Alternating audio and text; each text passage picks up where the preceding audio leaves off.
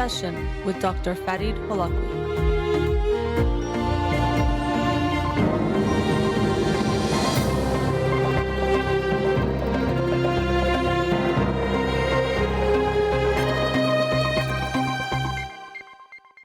Good evening. Welcome to In Session. I'm your host, Dr. Farid Holakouee, and I'll be with you for the next hour here on Radio Hamra.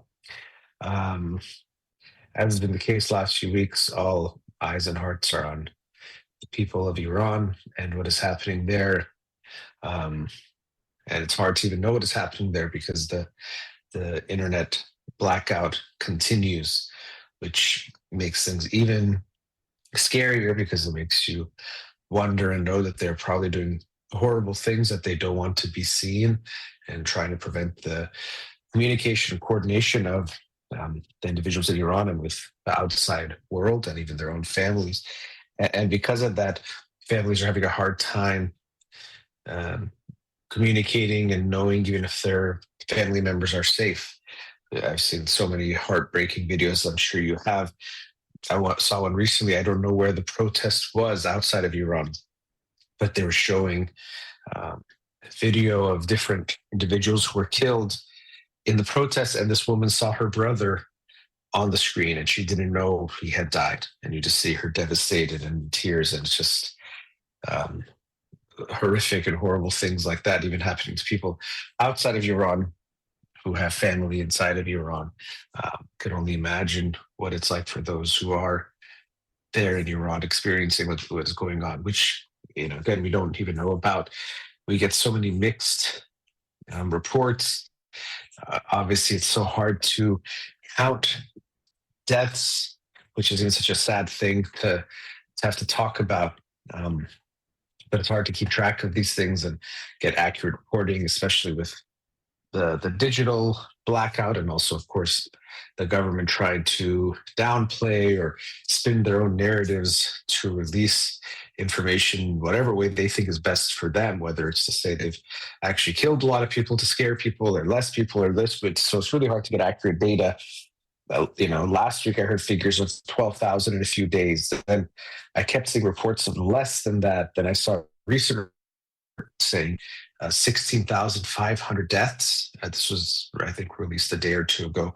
And then 330,000 injured, 330,000, a third of a million people. It's just such a huge number, which shows, of course, how many people have been out there, but also how brutal they've been and how they're just killing and hurting their own citizens. It's just really been heartbreaking and sad, and everyone I talk to is just feeling very sad. Hope comes and goes in different waves.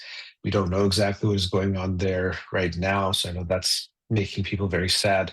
What international attention has been put on the situation has been way less than I think us Iranians have been hoping for, and so we have to keep being the voice of the people in Iran and spreading their voice. We can't speak for them. I saw something like that, but don't speak for them, but speak up for them. So we have to make sure the attention doesn't turn away from them, because it unfortunately so easily does in international news and the world. People pay attention to something, and something more interesting or fashionable or more related to the people comes out, and all of a sudden the attention is on that, and we stop seeing the attention on an important story. So we have to continue, persevere. Of course, it's nothing what we have to do compared to what the Iranians are doing in Iran. I saw video of the protests in Toronto. I think it was like 110,000 people, which is incredible, braving the snow. And people, they said that, you notice it, and that is something that that's going to affect the turnout. And then you just consider, okay, we're talking about snow, which isn't pleasant, but imagine what those brothers and sisters in Iran have to face when they go protest. It's something we can't even imagine. So it's been very sad to see the videos where you just see these heartbreaking videos of death, of family members mourning or learning the news of their loved ones. I'm sure all of you have seen your share of incredibly painful videos of what's going on, and I know it's made all of us have heavy hearts these days, with what's happening in Iran. And we don't know what's going to happen. Obviously, I don't know what's going to happen in Iran. I'm hopeful for this regime to end, and I will reiterate how important I think it is that we stay unified. There is, you know, the regime has so much power, being the government that is in power at this time. Um, and it takes a lot to overcome that. And what makes me sad is what I see online, so much division.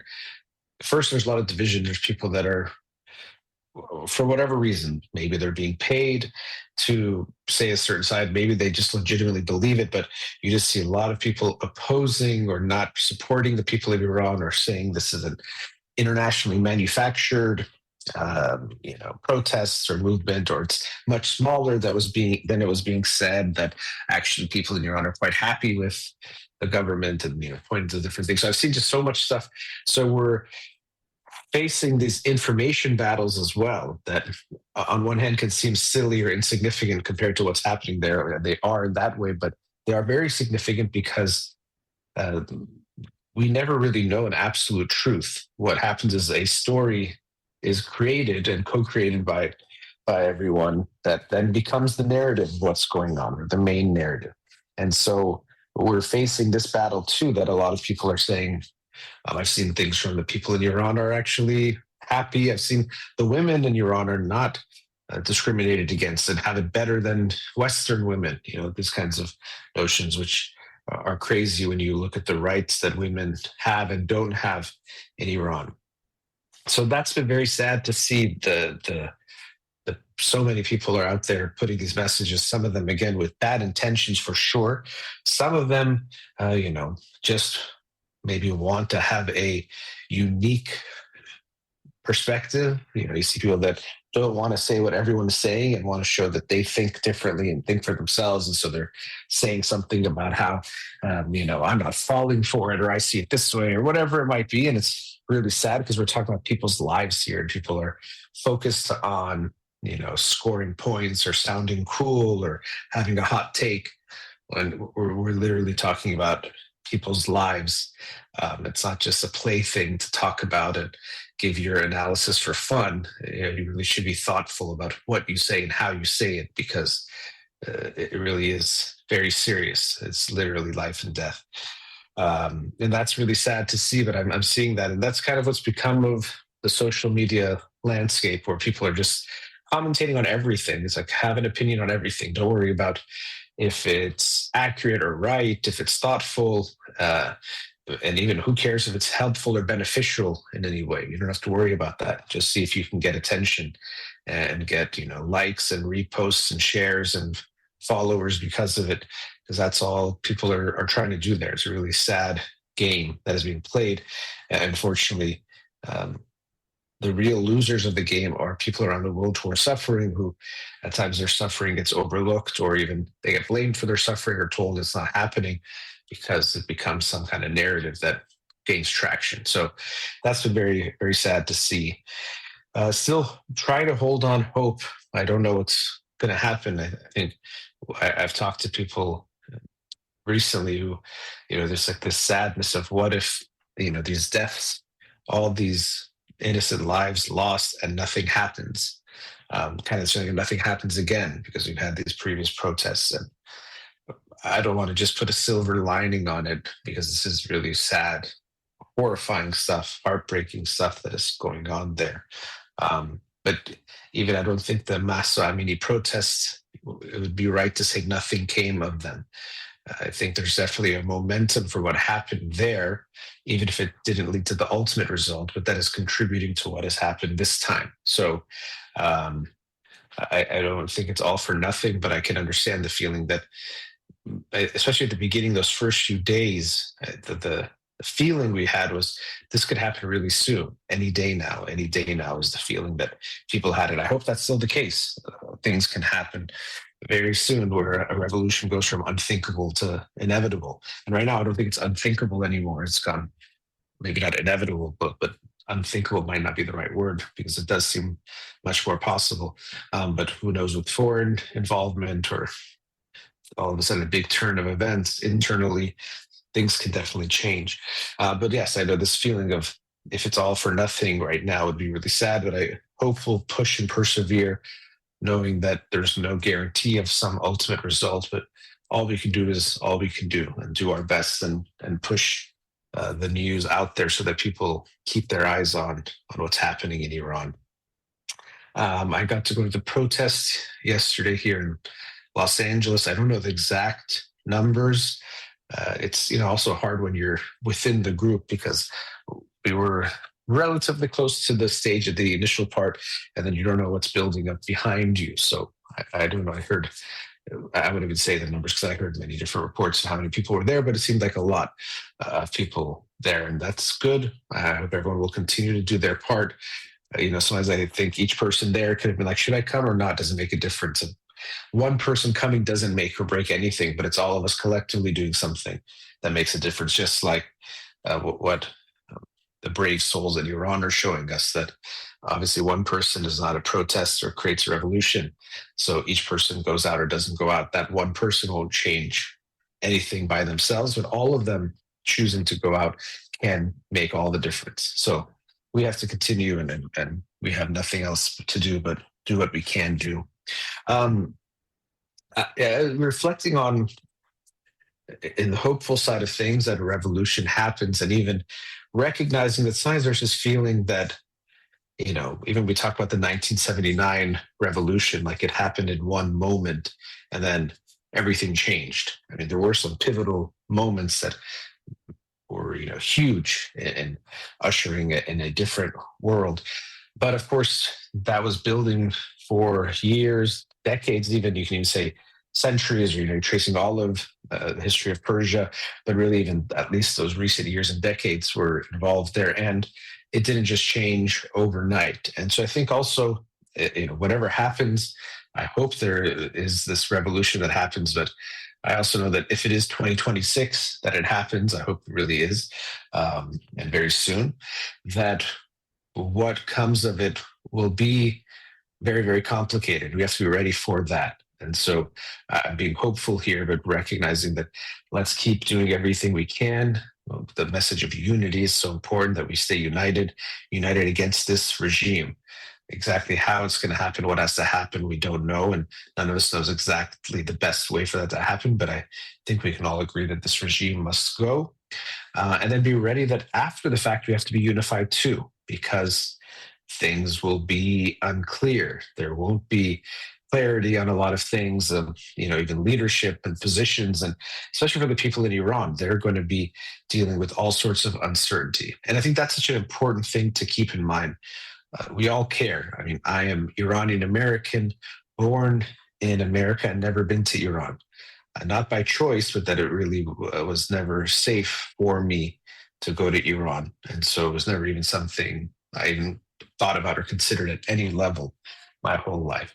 And I'm very hopeful to get to go someday. Really, really, I do hope so. But I also recognize that is my desire to go is very small compared to what's important, is that the people of Iran in Iran get to live in a free Iran. I say this with respect because it's never been my country, in the sense that I haven't been there to claim it in that way. I still claim it as a homeland or a place I care about deeply.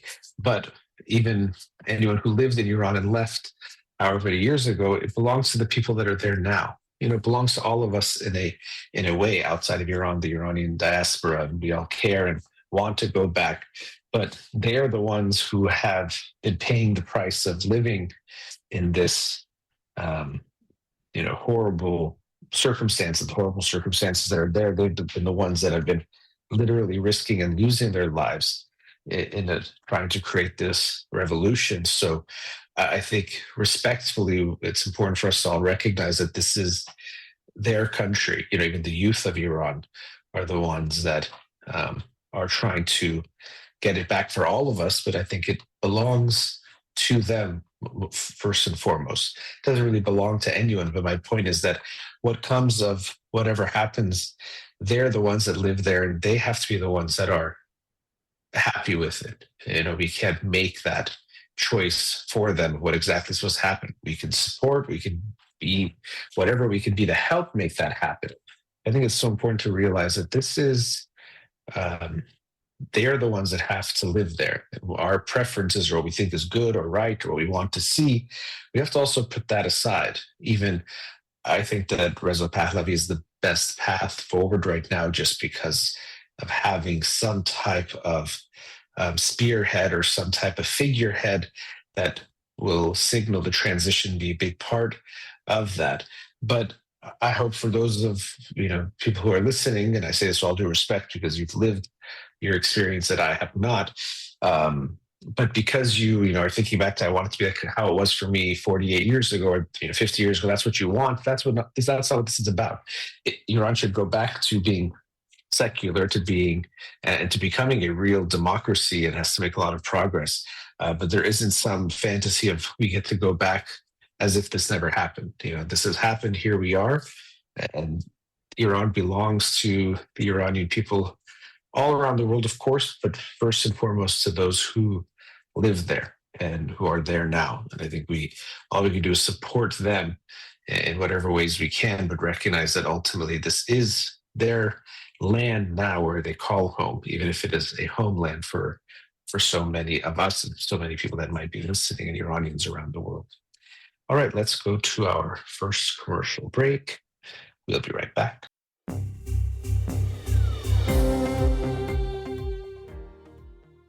Welcome back.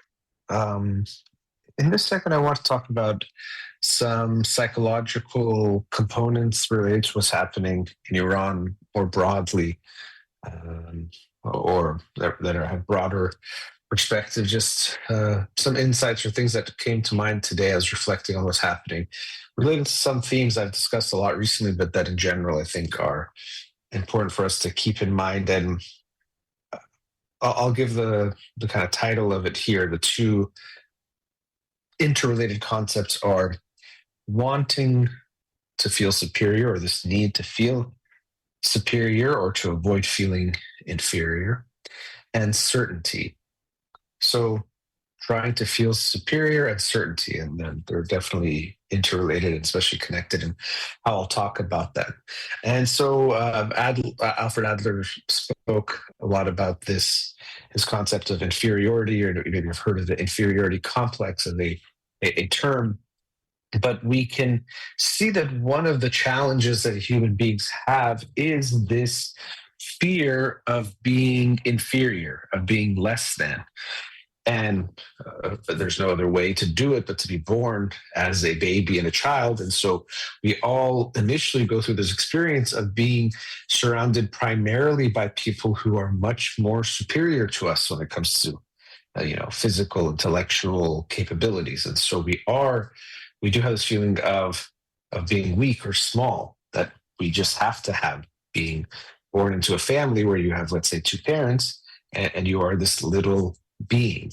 And so in just that itself it plays a factor, but overall there's this concern we can have of where are we, who are we when it comes to society, which can have evolutionary functions or value, and that if you are lower on the totem pole or if you're potentially rejected altogether, that can mean death or at least a bad life or unfortunate one. So we can see how there can be reasons for wondering about or worrying about and being focused on where we are. And so this doesn't end in childhood. You see this throughout life. So much of this striving towards really probably running away from this fear of being inferior makes us look for ways of being superior, of putting ourselves above other people. And over time, also with the nuance of recognizing that doesn't sound good or doesn't appear good, because if you tell people I'm better than other people, almost always that's going to end bad for you. Sometimes you can sell it in a way and then people think you actually are and it's beneficial. But overall, we know that if someone is egotistical or narcissistic in that way and comes up to us and says, I'm better than you, I'm better than other people, that doesn't look good. So we've had to find ways to feel it ourselves, but then also try to express that to other people, that we are better than. We might even say, me and you together, us, we're better than them. We see a lot of that. But somehow we have to do it in a more subtle way, depending on maybe, yes, if it's a us the thing, we can do it more explicitly to feel better than other people. Even actually in the Iranian population or community right now, I don't even talk too much on this because I really do want to focus on the unity and coming together. And I talked about it in a recent show that there is actually unity in our diversity as Iranians, that we have so much diversity within our population.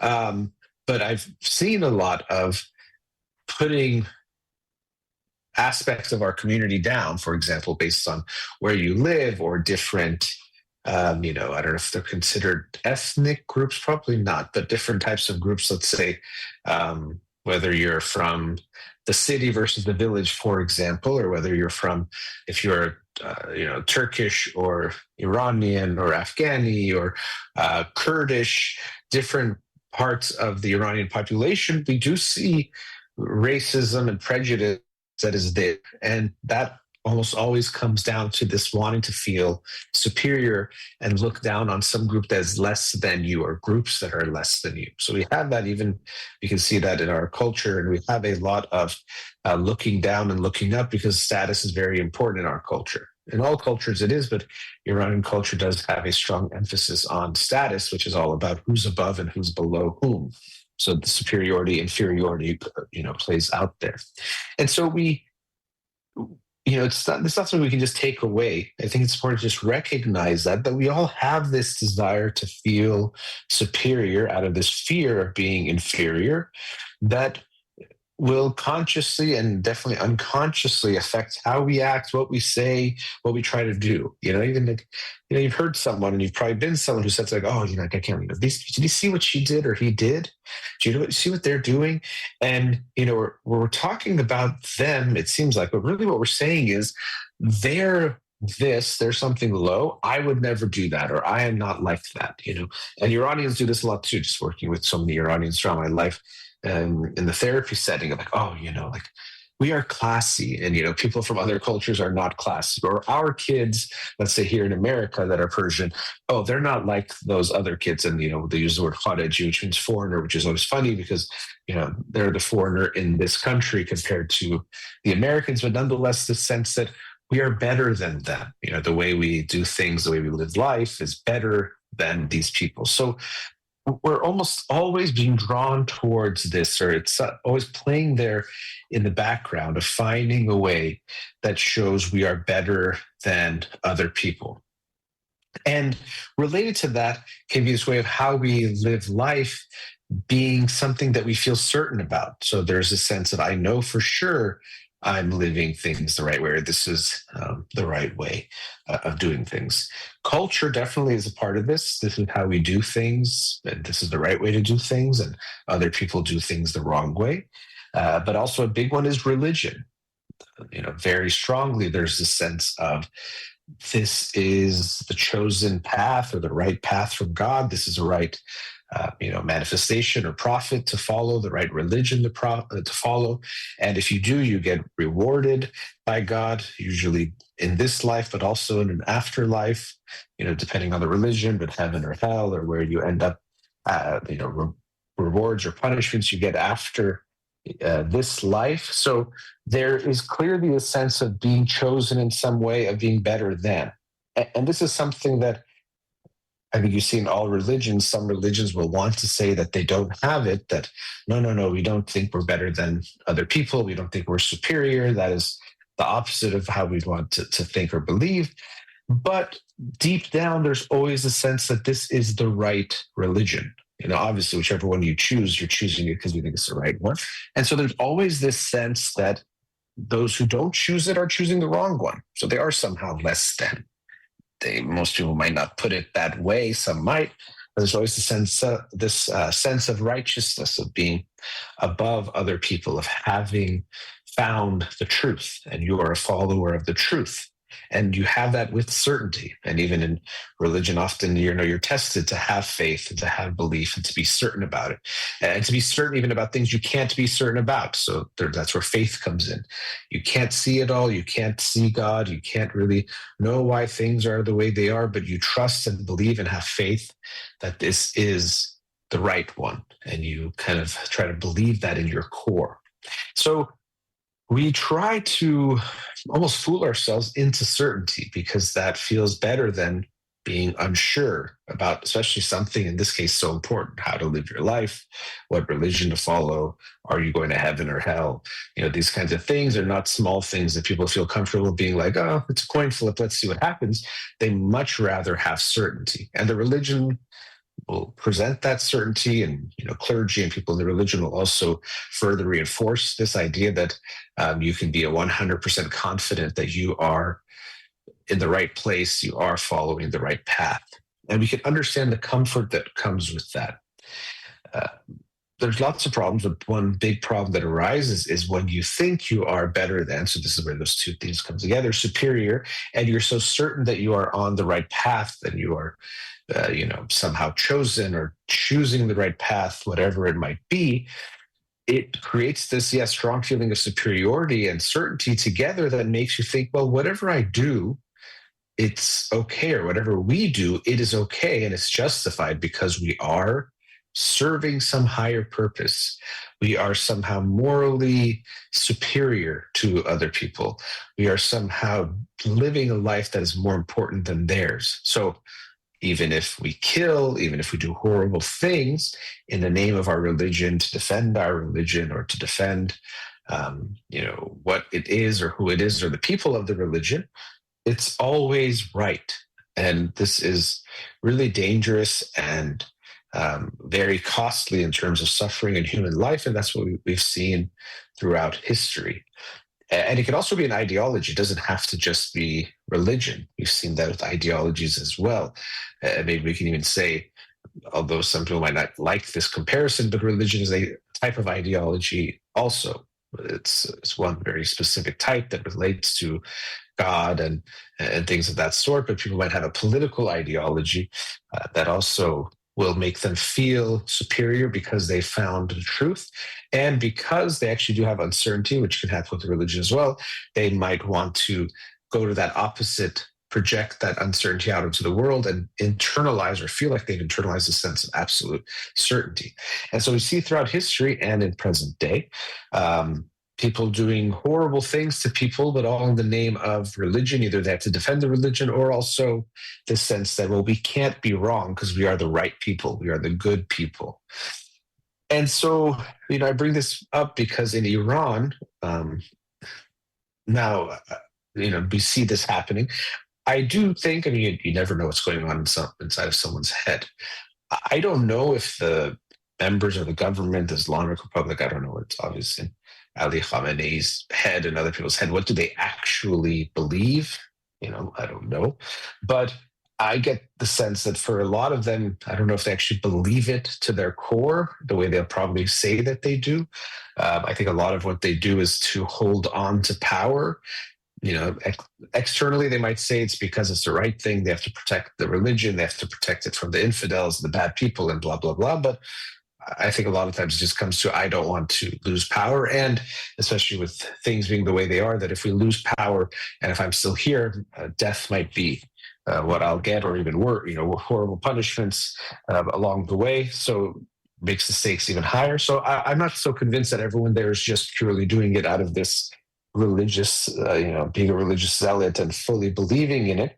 A lot of it might be for power, but whatever it might be, there's a sense of superiority that is there that can make it feel like they're allowed to do whatever they do. And they can hurt people, do horrible things, but somehow it's for a better cause. As I said, I do think a lot of what they're doing is just clinging to the power. But we can understand an argument that's being made, a very bad one, but one that can be made, that, well, even if we hurt our own people, it's because there's some bigger cause here. that we are defending, which is what they'll, how they'll present it. Or even this is another sign of how many enemies we have externally, and they're, creating this, whatever stories they say to make them feel better about themselves or better about, what they're doing. But to me, it's a reminder that all humans are equal. I know these are very, it might seem like banal statements are so obvious, but we actually have to live by them, not just say them.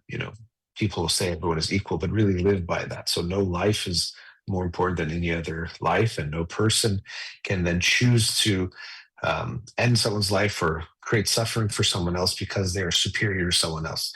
Throughout history, we've seen this happen. We've had kings and queens and noble people and people that were above and below. And because of that, people could experience poverty, but also the superior people could all do whatever they want to. The inferior ones, and we still see that happening to this day. And it's what something like the Islamic Republic creates. And but I will say this, that for the people who are in the Islamic Republic, as paradoxical as it might seem, they probably would be better off praying that there is no God, because if there is a God, they're going to be punished in the worst ways because of what they're doing and how they're treating other human beings. So they might be better off praying that God does not exist rather than he does, because of how they are and who they are and what they've done. Regardless, I think some of them are not doing it even for those reasons. But coming back to the sense that we have to have that humility to recognize that we all strive, again, we might not want to acknowledge it, we all have a fear of being inferior that will make us want to be superior, to look down on others, or look down on some people at least, to feel better about ourselves and to feel good about ourselves. But to recognize and accept that that's just a fallacy. It's just something that we want to believe because it's comfortable, kind of like a safety rope, but a fake one. And the same thing about the certainty that we know what we're doing, who we are, the religion we are, the ideology, the path we've chosen is the right one, so we can do whatever we want in the name of that. I think we have to be aware that that's not acceptable. You can't just say that you are superior somehow or doing the right thing, and whatever you do can't be wrong.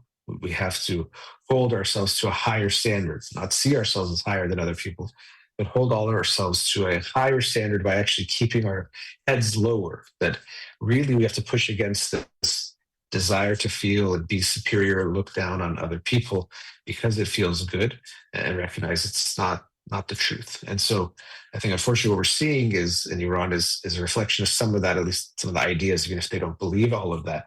And to me, a reminder of why it's so important when we talk about democracy and having a secular democracy. Part of that vision is this idea that every person has one vote, every person is equal to everyone else. And, for all intents and purposes, there isn't some sense of superiority and putting people above and below. And that's why I think democracy is such a powerful system of government, the best one that we have, because it makes everyone equal, which we have to have as a starting point, or else things start to deteriorate really fast when we put people above and below one another. So just some thoughts on how our desire for superiority, and related to that, our desire for certainty, can create really, really big systematic issues and problems. And unfortunately, what we're seeing in Iran is in some ways a reflection of that, or related to that. Let's go to our last commercial break. We'll be right back.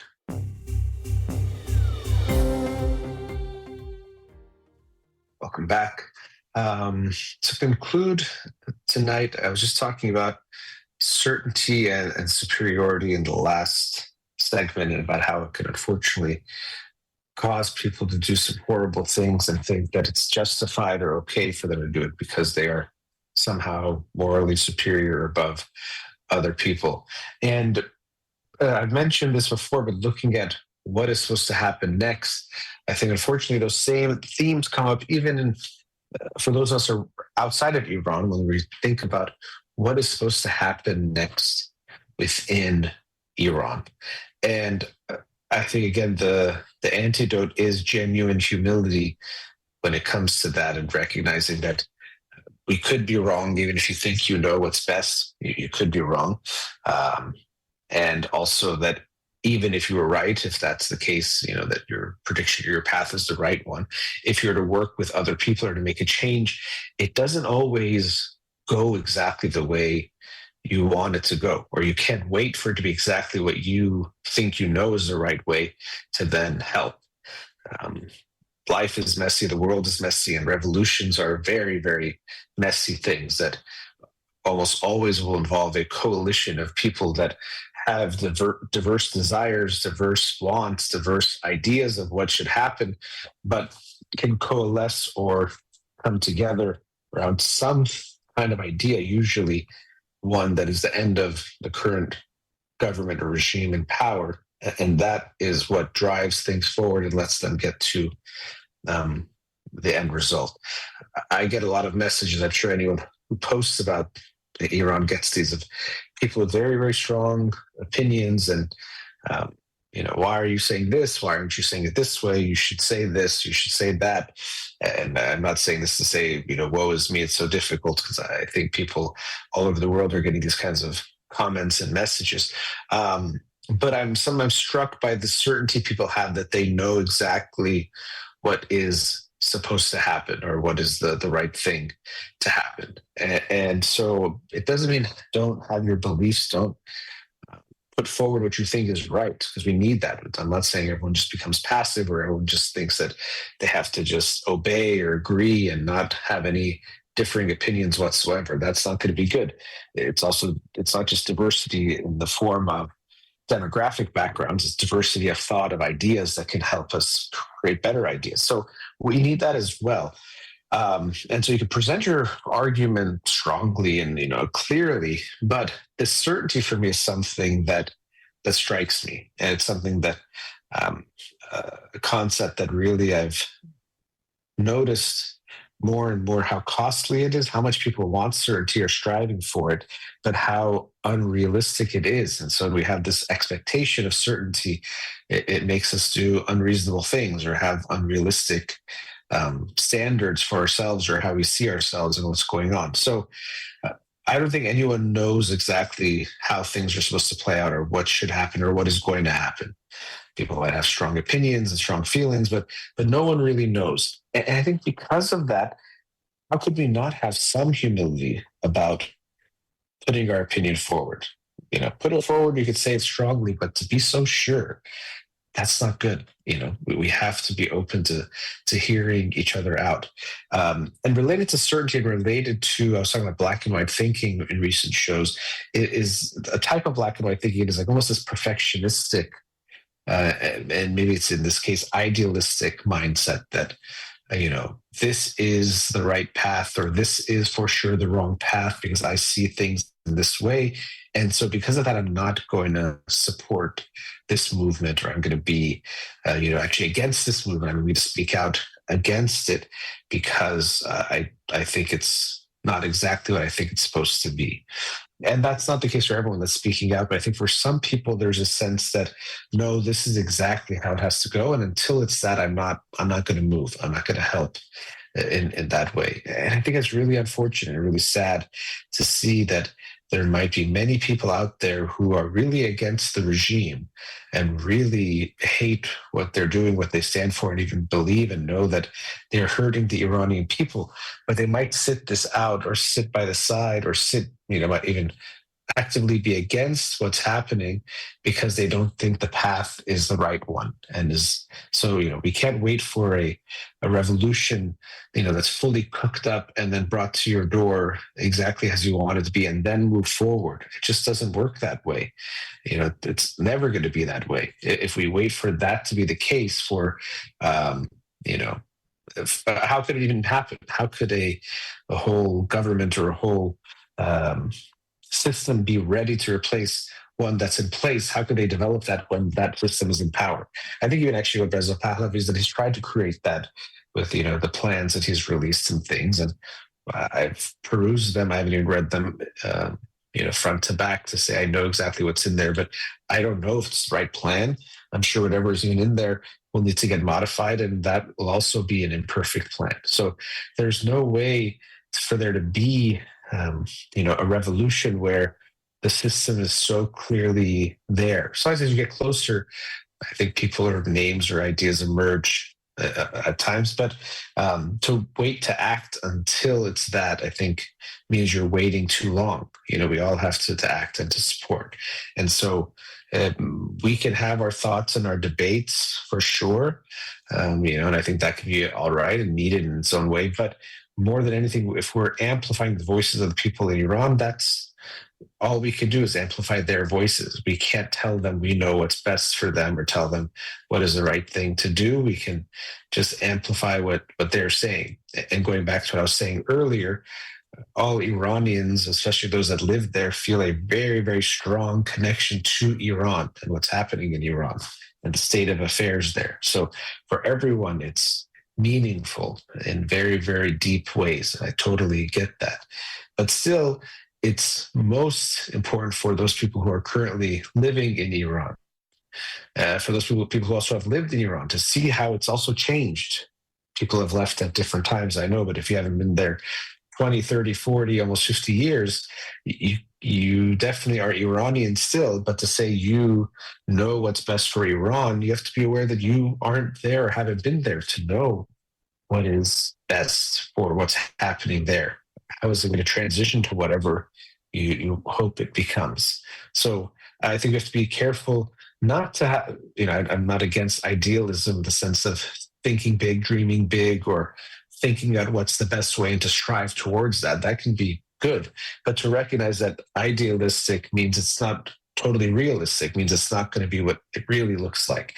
And so if we wait for that ideal outcome, or that the path is the ideal one, exactly what we think is the ideal one, we're just going to be waiting a long time, and you're going to miss out on a lot of your opportunity to help the people there. And so all we can be is like a microphone for them, to amplify their voices, share their stories, the images, the videos, so that the world sees what's going on there. And then, they ultimately will decide what happens. It's not for us to decide that. And I think actually the message should be more and more about the end of this regime more than anything else, because that's the unifying theme here. Even I think when you go to the protests, I think it's good to have, there's momentum being built in different ways, but I think that movement towards or against the regime is the most important one, and the one that brings the most people together. And I think that's important to keep that in mind and make that the focus. And even I think like women, life, freedom, Zan Zindagi Azadi. I hope we don't lose that part of this whole movement.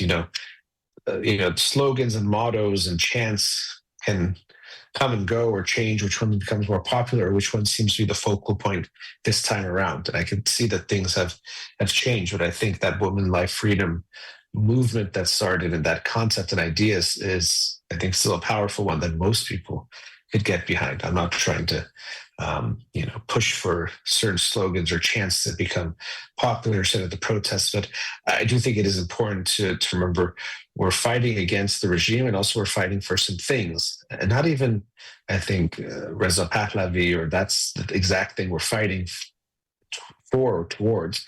We're fighting against the regime, and we're fighting for women, life, freedom, for women to have equal rights, for the Iranians to have the tranquility to live a decent life and to have their lives, and then of course for freedom. To me, freedom also relates to a democratic society and system where people have that choice to vote. But let's say if the people of Iran, I guess that's kind of a funny thing, because if they all together, that would be democratic, but they don't want a democracy. That could be possibly what happens. They are going to choose what they choose for themselves. So I think for those of us outside, we have to remember we are outside. Yes, we may think we have a great perspective and knowledge and all of that, and we care about Iran, but it's not our decision to make. And having that intellectual humility that we can't be totally sure we know what's best. We can have very strong opinions, really believe it, even, it could be based on theories and knowledge and all sorts of things and history. So I'm not saying you might not have a good opinion, but really remember that it's just an opinion. It's an idea. and don't let that get in the way of you helping whatever idea becomes the one that gets there. Whatever it is that is the movement or gets us moving forward, even if it wasn't your ideal plan, even if it wasn't your plan of choice, even if it wasn't what you think is even good, you think it's bad. I hope you'll support it if it means supporting the Iranian people and ending this regime, because we need all hands on deck, everyone together pushing in the same direction and unified to have a chance. And the people in Iran deserve that. They deserve for us not to spend our time and energy fighting amongst ourselves and having arguments and comment sections and pushing against each other.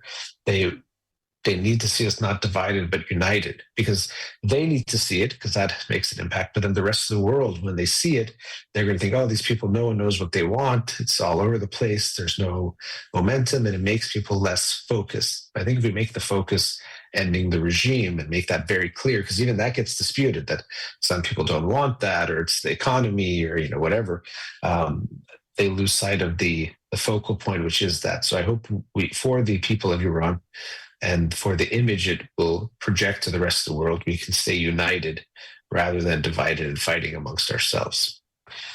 Okay, that brings us to the end of tonight's show. A big thank you to Farid in the studio.